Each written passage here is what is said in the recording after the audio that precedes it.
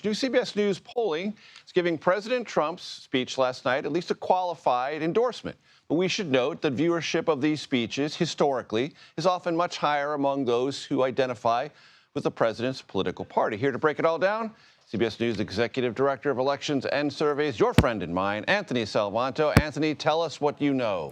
More numbers, Major, right here. This is the big one that starts it off.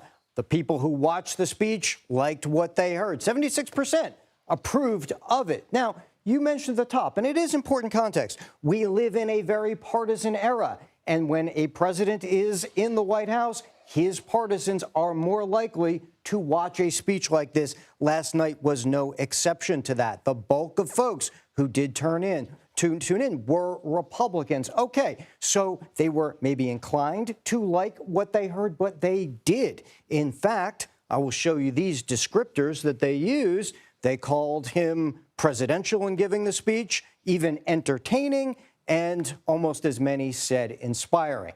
What we do as we go forward is, for the folks who didn't tune in, who hear about it, programs like this, other sources, how does that play out? How do they react? That's an answer. That's a question to be answered in the coming days. Anthony, you might be very angry with me because I'm about to ask you something I don't know the answer to. I don't even have any sense at all. And if I'm leading you astray, just get mad at me on live television, okay?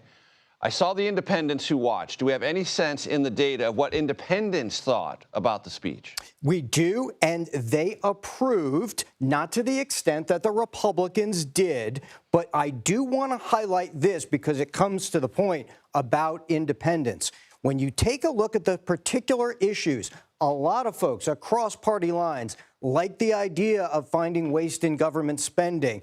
Also, he gets, across all Americans, positive approval for his handling of immigration and the border. But you all have been talking about tariffs.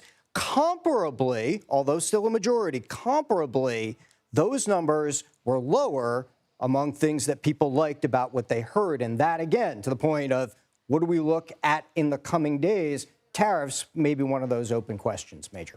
I'm extremely glad I did not anger Anthony Salvanto. Ladies and gentlemen, you just simply don't want to do it. Anthony, thank you, my friend. Thank you.